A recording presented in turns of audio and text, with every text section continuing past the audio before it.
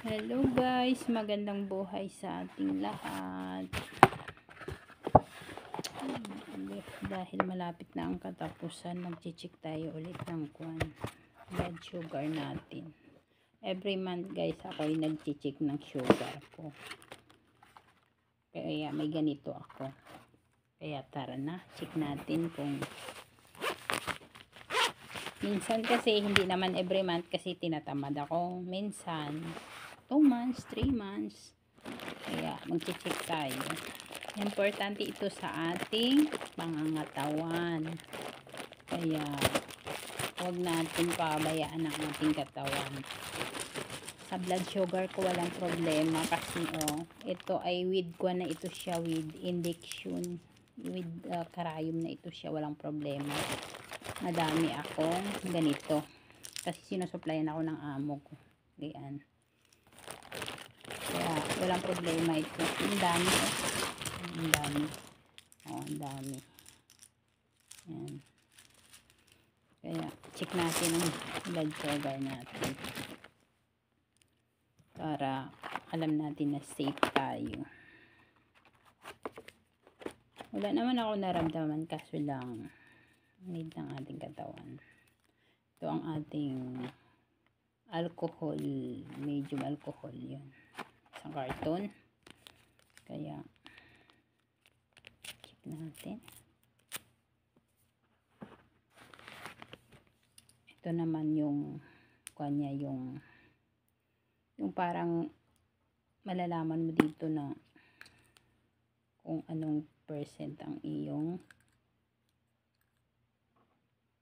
blood sugar. Lagay natin dito.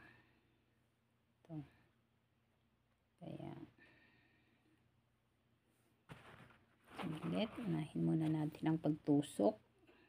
Actually guys, takot ako sa karayom, pero para sa kalusugan natin, handa kong tiisin.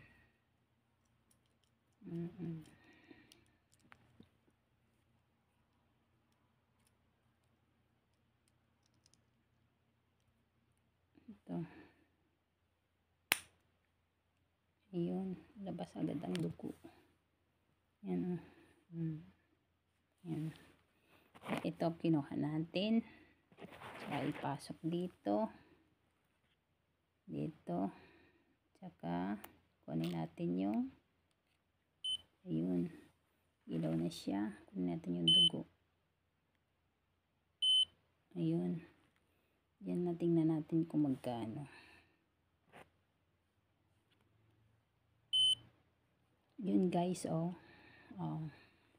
95.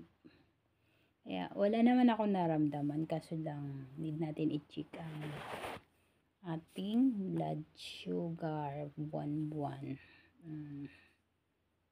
Yan.